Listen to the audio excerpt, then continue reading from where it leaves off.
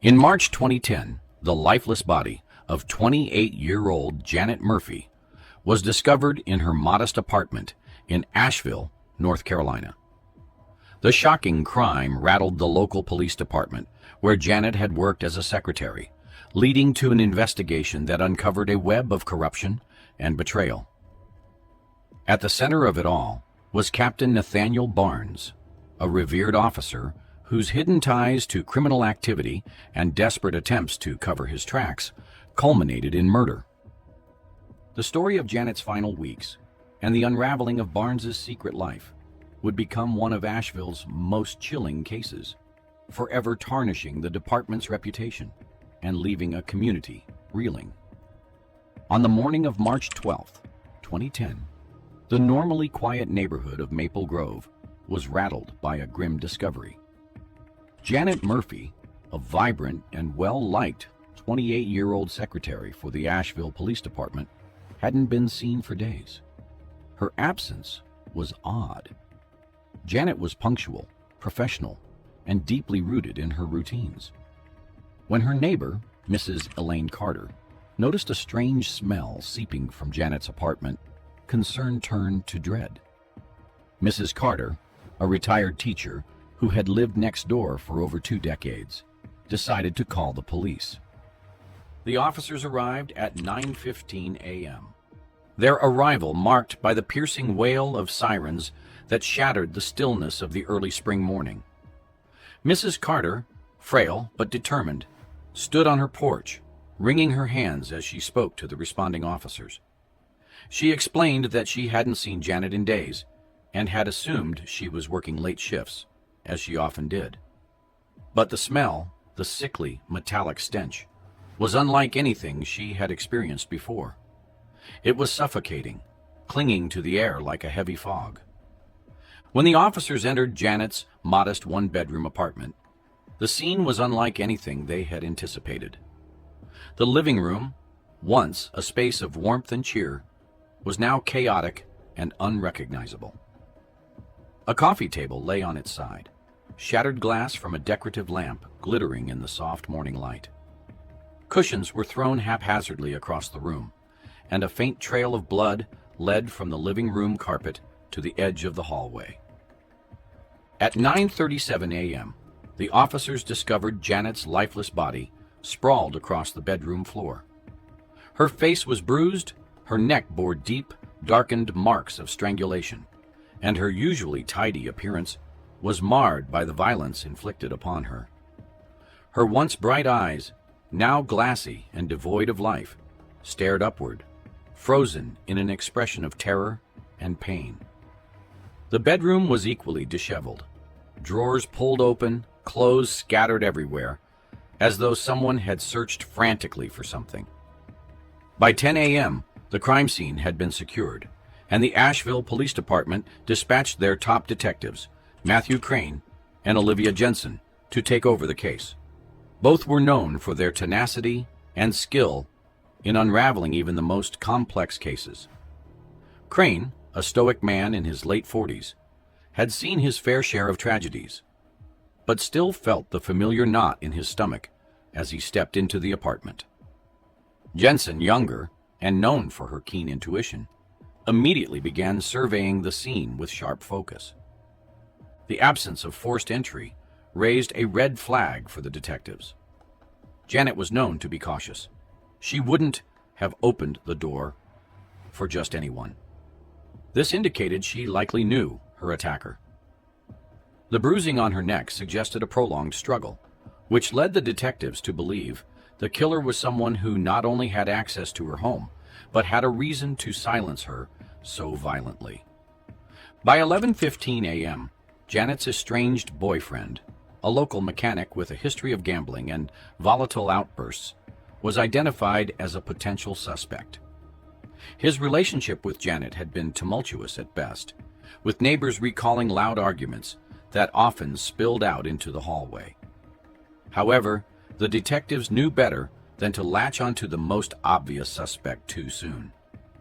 The scene hinted at a more personal and calculated motive, something darker and more insidious. As they combed through the apartment, Crane's attention was drawn to a partially torn note wedged beneath the sofa. The paper was crumpled, as though it had been hastily discarded. Unfolding it carefully, Crane noticed two distinct initials written at the bottom. NB. It was a detail that would haunt both detectives for the rest of the day.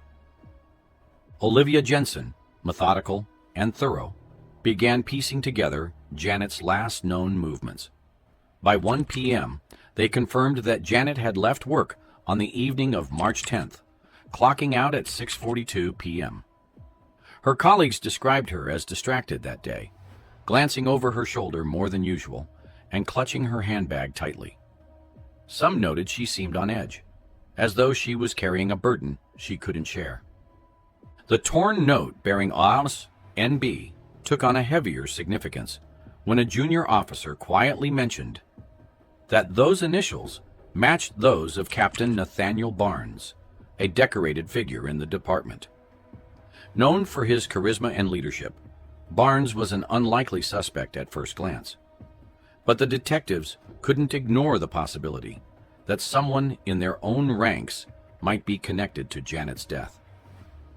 By 2:15 p.m., forensic teams began analyzing the scene, taking swabs, bagging evidence, and meticulously documenting the disarray. The team noted a broken picture frame on the floor, its glass cracked. The photo within was of Janet and her colleagues at a department event, smiling brightly. A closer look revealed Captain Barnes standing just behind her, his hand resting lightly on her shoulder. As the day wore on, the weight of the case began to settle on the detectives. Janet Murphy wasn't just another victim. She was someone they had worked alongside, someone who had brightened the department with her laughter and dedication. The reality of investigating her murder struck a deep emotional chord, particularly as they began to see glimpses of a life cut tragically short. By 5:30 p.m., the first day of the investigation came to an end, leaving more questions than answers. Who had entered Janet's apartment that night? What had driven them to such a brutal act? And, most chillingly, what did the initials MNB truly signify? February 2010 began as an ordinary month for Captain Nathaniel Barnes, a man who had spent his career building a reputation for integrity and leadership. At 52 years old, Barnes was seen as the backbone of the Asheville Police Department. His sharp uniform, commanding voice, and history of cracking high-profile cases made him a hero in the eyes of the community. But beneath the polished surface, Barnes carried a secret so dangerous it could destroy him: a 10-year connection to an underground criminal network. This network operated quietly, dealing in illegal gambling, smuggling, and laundering money through local businesses. Barnes had been their silent protector, ensuring evidence disappeared and investigations were derailed. In exchange, he enjoyed financial kickbacks that funded his comfortable lifestyle, including a sprawling home on the outskirts of town and his luxury car, a black BMW that always gleamed in the sun. For a decade, Barnes had managed to keep his illicit dealings hidden. But his carefully constructed facade began to crack when Janet Murphy stumbled upon something she was never meant to see. In her role as a secretary, Janet handled administrative tasks with precision. She was thorough, detail-oriented, and often worked late hours to stay ahead. Her co-workers admired her for her dedication, but few truly knew her. Janet, now 28 years old, had endured a difficult life. Raised in the foster care system, she had learned to rely on herself from a young age. Her job at the police department wasn't just a paycheck. It was her way of proving to herself and the world that she could rise above her circumstances. On a quiet evening in early February 2010, Janet stayed late at the department, organizing old case files and cross-referencing reports. As she sifted through documents, her sharp eyes caught something odd. A series of financial records marked closed in official reports didn't add up. Large sums of money had been transferred to accounts linked to shell companies, and there were unusual discrepancies in several investigation logs. Names of local businesses, previously flagged for illegal activities, appeared repeatedly in reports that had mysteriously gone cold. At first, Janet dismissed it as a clerical error, but her curiosity got the better of her. She began digging deeper, cross-referencing these anomalies with other records. Over the next few days, a chilling pattern emerged. The same initials, NB, signed off on nearly every questionable case. Slowly, the pieces fell into place. Captain Nathaniel Barnes, the department's golden boy, wasn't just complicit in criminal activity, he was orchestrating it. Realizing the gravity of her discovery, Janet felt a wave of panic. She knew she couldn't confront Barnes directly. He was powerful, respected, and capable of discrediting or silencing her. At first, she considered ignoring what she had found, telling herself it wasn't her problem. But the thought of letting criminals walk free and enabling Barnes's corruption gnawed at her. Janet decided to collect evidence, with the hope of anonymously exposing him. Her once routine days became a careful balancing act. By day, she maintained her cheerful demeanor at work, exchanging polite pleasantries with Barnes, who often passed by her desk with a warm smile. By night, she meticulously copied documents, downloaded files, and kept a journal detailing her findings. She stored everything on a USB drive, hiding it in a box of old keepsakes under her bed. As February 2010 turned into March, Janet began to notice subtle but unsettling changes. One evening, while walking home from work, she sensed a car trailing behind her. She turned quickly, catching a glimpse of a familiar black BMW before it sped off into the night. Another time, she returned to her apartment to find the door slightly ajar. Nothing was missing, but her belongings had been subtly disturbed, as though someone had been searching for something. The paranoia crept in, making her hyper-aware of every sound and shadow. Phone calls from unknown numbers began to interrupt her evenings. When she answered, there was silence on the other end, before the line went dead. At work, Barnes became unusually attentive. He would linger near her desk, casually asking how she was doing or commenting on how quiet things had been lately. His tone was friendly, but Janet couldn't shake the feeling that his words carried an underlying threat. By March 10th, 2010, Janet's fear had reached its peak.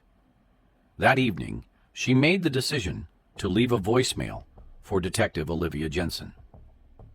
In her message, she didn't name Barnes directly, but hinted at corruption within the department. Her voice trembled as she spoke, urging Jensen to look deeper into financial records and past cases. Janet didn't leave her name, hoping to remain anonymous for as long as possible. Later that same night, Barnes showed up at Janet's apartment. She hadn't told anyone where she lived, but Barnes's presence confirmed her worst fears. He had been watching her. He entered under the pretense of concern, but his demeanor was anything but comforting. Inside the small, dimly lit apartment, the tension was suffocating. Janet stood her ground, refusing to be intimidated. She accused Barnes of corruption and threatened to expose him, clutching the USB drive in her hand like a lifeline. Barnes, visibly shaken but composed, tried to reason with her, his voice calm but his eyes filled with fury. The argument escalated, turning into a shouting match. In a moment of desperation, Janet tried to make a break for the door, but Barnes grabbed her arm, pulling her back with brutal force. What happened next was a blur of rage and fear. In his panic, Barnes strangled Janet, his hands tightening around her neck until her body went limp. For a moment, the room fell silent, save for the sound of Barnes's ragged breathing. As the reality of what he had done sank in, he staggered back, staring at Janet's lifeless form on the floor. Over the next few hours, Barnes meticulously cleaned the apartment, wiping down surfaces, and removing anything that could link him to the crime. He gathered Janet's notes and papers, searching frantically for any copies of the evidence she had collected. But he overlooked the torn note under the sofa, and most importantly, the USB drive Janet had hidden earlier that evening. By the early hours of March 11th, 2010, Barnes left the apartment, confident that he had erased all traces of his presence. But in his haste, he had underestimated Janet's resourcefulness. The evidence she had compiled would soon resurface, setting the stage for his eventual downfall. The investigation into Janet Murphy's murder began as a slow and meticulous process. But by March 15th, 2010, 3 days after her body was discovered, detectives Matthew Crane and Olivia Jensen found themselves facing mounting questions about the people closest to her. Barnes, the well-respected police captain, was initially approached as a colleague and witness. However, inconsistencies in his behavior and statements quickly drew their attention. When Barnes was questioned about his whereabouts on March 10th, 2010, the night Janet was last seen alive, he provided an alibi. He claimed he had been at home reviewing departmental reports and making phone calls related to an upcoming community outreach program. At first glance, his account seemed plausible, but small cracks began to appear upon closer scrutiny. For one, there was no corroboration. His wife was out of town visiting her sister, and Barnes claimed no one had visited or called him that evening. By March 18th, 2010, Crane and Jensen revisited Barnes's alibi, combing through phone records and other data. His call logs, while active earlier in the day, showed no activity past 8:30 p.m., which was unusual for a man often described as a workaholic. The detectives couldn't ignore how strangely disconnected Barnes seemed when speaking about Janet. While he expressed sadness and regret about her death, his words lacked the personal warmth expected of someone mourning a colleague they worked with daily. A breakthrough came on March 20th, 2010, when surveillance footage from a convenience store near Janet's apartment was retrieved. The grainy but clear footage captured a black BMW pulling into the parking lot around 9:45 p.m. on the night of the murder. The vehicle remained parked for 10 minutes before leaving in the direction of Janet's building. The timestamp aligned with the time investigators believed Janet's killer had arrived. The footage didn't show the driver, but it was widely known in the department that Barnes drove a black BMW, always meticulously clean and hard to miss. The video evidence added to Crane and Jensen's growing suspicion. Barnes, once thought untouchable, was becoming a central figure in their investigation.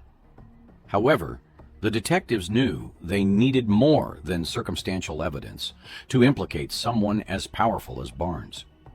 His position in the department and his carefully curated image made him a formidable opponent. By March 23, 2010, another revelation surfaced that shifted the course of the case. A young woman named Melanie Harper contacted the police. She was an old friend of Janet's, someone Janet had trusted during difficult times. Melanie explained that she had received a package from Janet on March 9, 2010, just one day before her murder.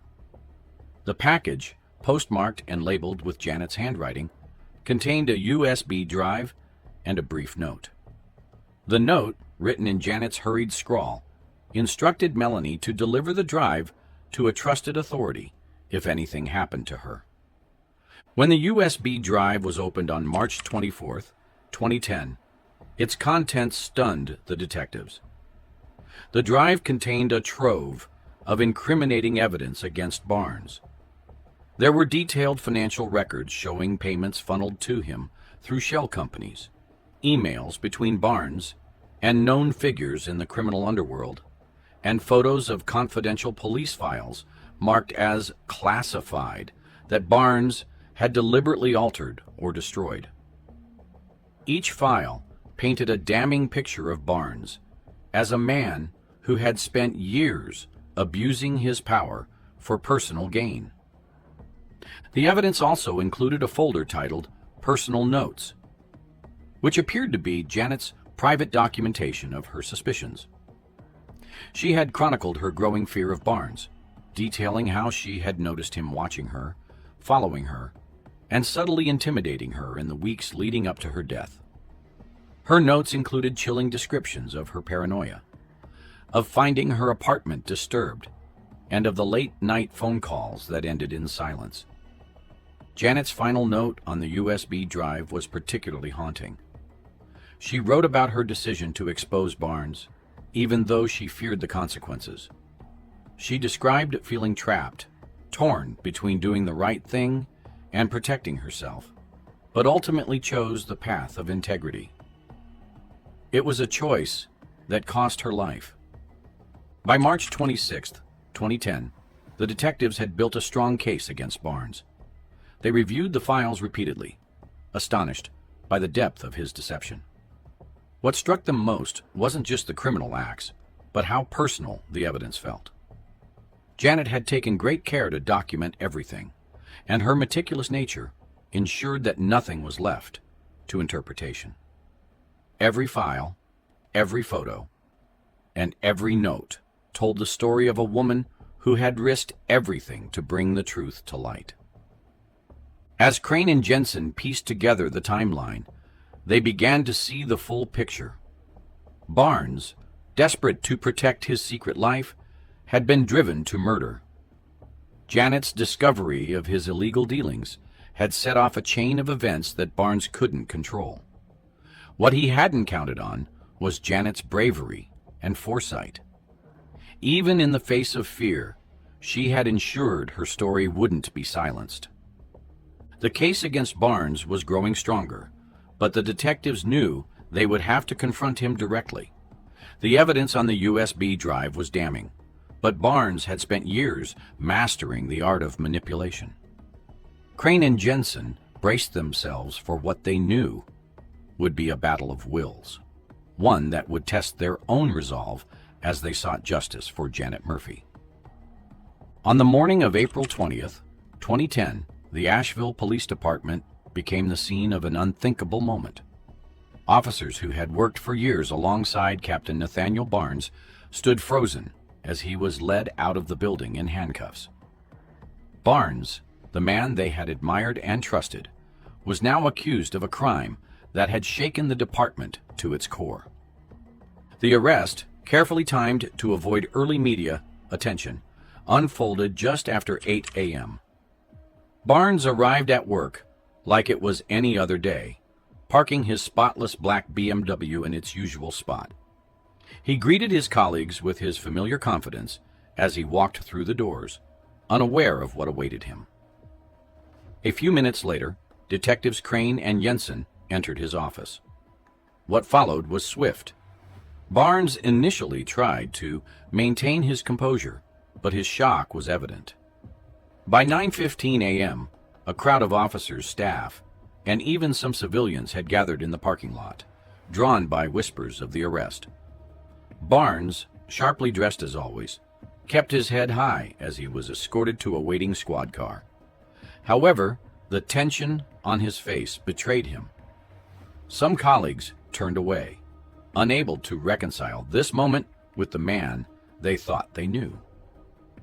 Inside the interrogation room, Barnes attempted to deflect blame. He claimed the evidence against him was fabricated and insisted Janet's death was a tragic accident that had spiraled out of control. His voice was steady, but his trembling hands told another story. As the hours passed, Detectives Crane and Jensen presented the mounting evidence. They showed him surveillance footage of his car near Janet's apartment on March 10, 2010, the torn note with his initials, and the USB drive containing financial records, and Janet's detailed documentation of his illegal activities. Barnes's calm facade began to crack. He grew evasive, his frustration visible as each new piece of evidence tightened the noose around him. By 2:30 p.m., Barnes's narrative had unraveled. Crane and Jensen, relentless in their questioning, exposed every gap in his story. The once revered captain was no longer in control, and the weight of his actions became impossible to deny. In the weeks that followed, preparation for the trial began. By June 2010, the case had captured national attention, and the courtroom was packed on the first day of proceedings. Reporters filled the back rows, eager to capture every detail. Assistant District Attorney Caroline Hayes led the prosecution with precision, presenting Barnes as a man who had abused his power for years to shield himself from accountability. She detailed his connections to an underground criminal network and his desperate attempts to silence Janet when she uncovered the truth. The evidence was damning. The surveillance footage, the torn note, and the USB drive painted a clear picture of Barnes's guilt. Janet's meticulous documentation revealed her growing fear as she prepared to expose him, and her final notes, written in her own hand, brought the courtroom to silence. Janet's bravery was undeniable, and her words left a profound impact on everyone present. Testimonies from Janet's friends and colleagues further strengthened the case. Melanie Harper, who had received Janet's USB drive, spoke tearfully about their friendship and Janet's paranoia in her final weeks. Her account of Janet's determination to expose the truth, despite her fears, moved many to tears. Barnes's defense team, led by high-profile attorney Martin Gresham, tried to discredit the evidence. They claimed the case was circumstantial and painted Janet as a troubled woman who misunderstood Barnes's actions. They argued her death was accidental, but their polished arguments failed to counter the overwhelming weight of the evidence. By June 28, 2010, the jury reached its verdict. After 6 hours of deliberation, Barnes was found guilty of first-degree murder. The courtroom was heavy with emotion as the verdict was read. Janet's friends and family wept quietly, their relief tempered by the enduring pain of her loss. Barnes sat motionless, his hands clenched tightly, his face pale as the reality set in. On July 5, 2010, Barnes was sentenced to life in prison without parole. His fall from grace marked the end of a case that shook Asheville to its core. For the community, it was a stark reminder of the dangers of unchecked power and corruption. For Janet's loved ones, it was bittersweet justice for the woman who lost her life fighting for the truth. As Barnes was led away from the courtroom, the echoes of his betrayal lingered. The man once seen as a symbol of integrity and justice was now remembered as a warning of what happens when power turns to greed. Janet's story, though tragic, became a lasting testament to her courage and determination to do what was right. Barnes is sentenced to life in prison without parole. The department undergoes a massive overhaul, with several officers investigated for ties to Barnes's criminal network. Detective Jensen, deeply affected by the case, vows to honor Janet's bravery by fighting corruption within law enforcement. Janet's story becomes a symbol of courage, and her